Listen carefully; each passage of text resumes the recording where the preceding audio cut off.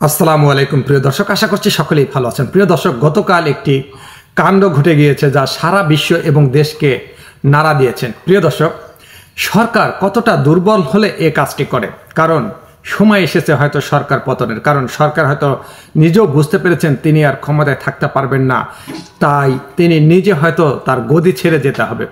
প্রিয় দর্শক, অবশেষে সেই কোটা সংস্কার আন্দোলনকারী 6 জনকে প্রথমে উঠিয়ে নিয়ে যাওয়া হয়, তারপর তাদেরকে জিম্মি করে তাদেরকে পেট ভরে আগে খাইয়ে দিয়ে একটি সুন্দর A4 সাইজে অনেকগুলো কথা লিখে দেওয়া হয়েছে, সাজানো লেখা এবং একটি নাটক। দর্শক, তারপরে তাদের সামনে গুলি ধরে তাদের এই A4 সাইজের যে একটা পেজ ছিল সেখানে লিখে দেওয়া ছিল তাদের মতো ক্ষমতাসীনরা যেভাবে চায় ঠিক সেভাবে লেখা ছিল। তারপরে সেটা তাদেরকে পড়তে বলল, তারা স্পষ্টভাবে পুরোটাই পড়ল। সেখানে লেখা ছিল অনেক কিছু, তারা যেসব আন্দোলন করছে এবং দাবি দিয়েছে সবগুলোই এক নিমিষে প্রত্যাহার করলেন। তা দর্শক, 203 জন থেকে এই পর্যন্ত 210 জনের মৃত্যু হয়েছে, শিক্ষার্থী, জনগণ, শিশু সব মিলে। এটা কি কেউ মেনে নেবে?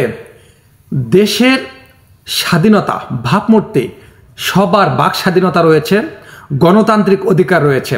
সেই গণতান্ত্রিক অধিকার চাইতে গিয়ে নির্বিচারে 210 জন জীবন হারিয়েছেন, তাদের ভরণ পোষণ দিতে হবে। 1 নম্বরে প্রধানমন্ত্রীকে জাতির কাছে ক্ষমা চাইতে হবে, এটা দিয়েছে হলো 1 নম্বর সংকেত। 2 নম্বর, স্বরাষ্ট্রমন্ত্রী ওবায়দুল কাদের, তাদেরকে পদত্যাগ করতে হবে। 3 নম্বর, যেসব জেলায় ছাত্র এবং শিক্ষার্থীদের ওপর হামলা চালিয়েছেন, যেসব পুলিশ কমিশনার, অফিসার, ডিআইজি রয়েছেন, তাদেরকে পদ থেকে বহিষ্কার করতে হবে। 1টি নয় 8টি দাবি মোট দিয়েছে। যতগুলো শিক্ষার্থীর ওপর মামলা হয়েছে সে মামলা প্রত্যাহার করতে হবে, সব বিশ্ববিদ্যালয় খুলে দিতে হবে। যতগুলো আওয়ামী লীগ নেতা আছে ভার্সিটিতে, বিশ্ববিদ্যালয়ে, তারা সাধারণ শিক্ষার্থী হয়ে থাকতে হবে। এভাবে 8টি দফা দিয়েছেন। জাতির কাছে যতক্ষণ না প্রধানমন্ত্রী ক্ষমা চাবে ততক্ষণ না তারা এই রাজপথ থেকে, এই আন্দোলন থেকে সরে দাঁড়াবে না। দর্শক, একটি ভিডিও সোশ্যাল মিডিয়াতে মুহূর্তেই ভাইরাল এবং ছড়িয়ে পড়েছে গতকালকে, কারণ র্যাব, বিজিবি, সেনাবাহিনী, পুলিশ সবাই কিন্তু ভয়ে আছে, আতঙ্কে আছে, তারা আর পাচ্ছে না, কারণ সকল ক্ষমতার উৎস হলো জনগণ।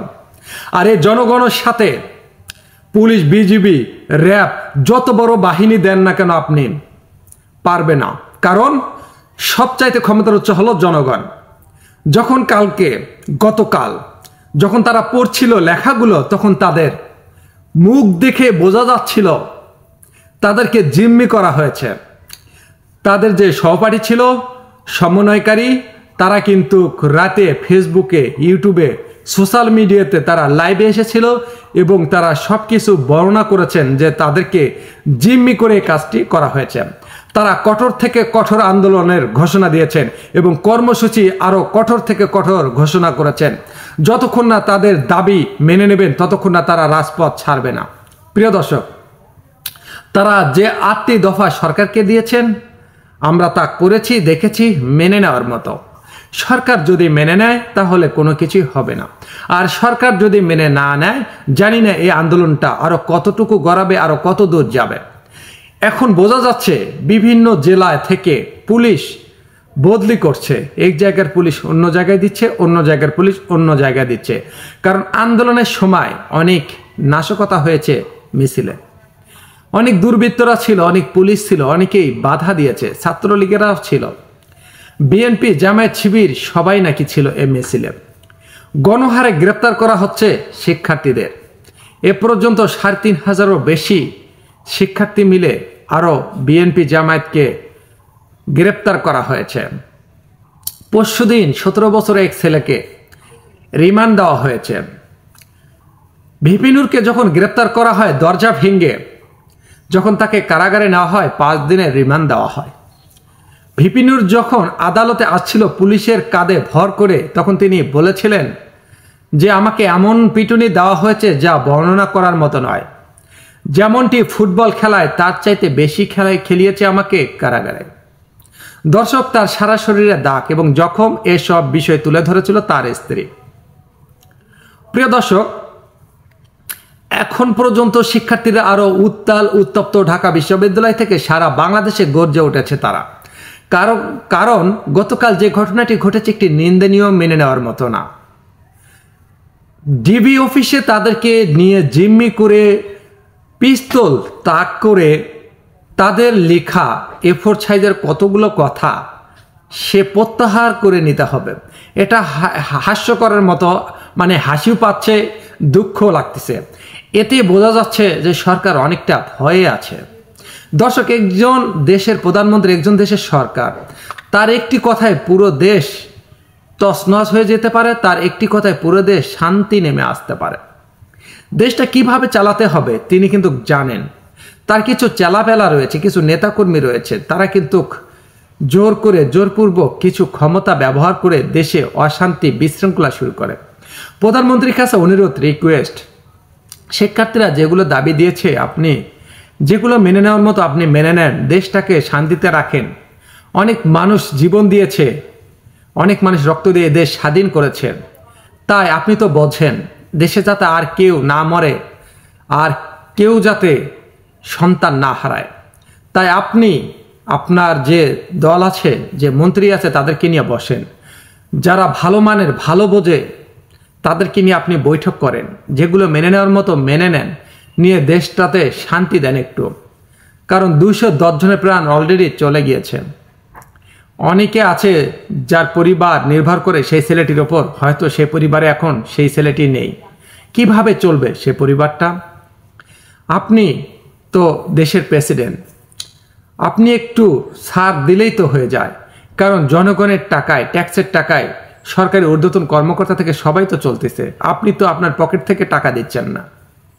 আপনি আপনার নিজের কোম্পানি থেকে যে টাকা আসে সেটা তো দিচ্ছেন না জনগণকে। তাহলে আপনি এসব দাবি মেনে নিতে আপনার সমস্যা কোথায়? যেসব দাবি দিয়েছে তার মধ্যে অনেকগুলো দাবি মেনে নেওয়ার মতো। শিক্ষার্থী সবার ভালো চায়, তারা যে শুধু তাদের জন্য আন্দোলন করছে তা কিন্তু না। কোটা সংস্কার আন্দোলন যখন প্রথম তারা শুরু করে, আপনি যদি প্রথমে ওই দাবিটা মেনে নিতেন তাহলে এতগুলো প্রাণ ঝরে যেত না। যখন আপনি মেনে নিলেন না, একটি বক্তব্য দিলেন, আর এই বক্তব্যের কারণে আজকে 210 জন প্রাণ হারালেন। অথচ আপনি বলছেন এসব দায়ভার আমি নেব না, আর এই মৃত্যুর সংখ্যাও আমি জানি না। অথচ এখন বিএনপি, জামায়াত, শিবিরের উপর সব দায়ভার গড়িয়ে দেওয়া হচ্ছে, আর এলোপাতারি শিক্ষার্থীদেরকে গ্রেপ্তার করা হচ্ছে। এমপি, মন্ত্রী যারা আছে, আওয়ামী লীগের নেতাকর্মীরা, সবাইকে অনুরোধ করব এবং রিকোয়েস্ট করব, কারণ ছাত্র আন্দোলন এবং এই জনগণ হচ্ছে ক্ষমতার উৎস। এই আন্দোলন অনেক বড় আন্দোলন, তারা জীবন দিতে প্রস্তুত আছে, তারপরও অধিকার আদায় করে ছাড়বে, কারণ তাদের মুভমেন্ট বোঝা যাচ্ছে। তাই আপনাদের কাছে, সবার কাছে অনুরোধ, দাবিগুলো যেগুলো মেনে নেওয়ার মতো আপনারা মেনে নিন, তাদের সাথে বসেন, আলাপে আসেন। জোর করে মাথায় পিস্তল ধরে দেশ ঠান্ডা করা যায় না।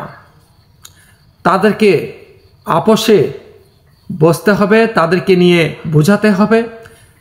যারা সমন্বয়ক এবং ছাত্র, তাদেরকে নিয়ে আপনারা বসেন, বসে একটা চুক্তিতে আসেন। আমি মনে করি সবচাইতে ভালো হবে এবং দেশের ক্ষতি হবে না। দেশের অর্থনীতি মেরুদণ্ড হলো অর্থনৈতিক, আর সেই অর্থনীতি এখন কিন্তু বিপদের মুখে। বিদেশে যারা থাকেন, প্রবাসে যারা থাকেন, তারা কিন্তু অলরেডি রেমিটেন্স দেওয়া বন্ধ করে দিয়েছেন। কারণ তারা বলছেন তাদের টাকায় বন্দুক কেনা তাদেরই বুকে ছোড়া হচ্ছে, তাদের ছেলে মেয়ের বুকে ছোড়া হচ্ছে। তাহলে তারা রেমিটেন্স কেন পাঠাবে? এই কয়দিনে রেমিটেন্স জিরো। তারা যদি রেমিটেন্স না পাঠায় তাহলে দেশটা দেউলিয়া হয়ে যাবে। তা দর্শক, আপনাদের মতামত অবশ্যই কমেন্ট বক্সে লিখে জানাবেন।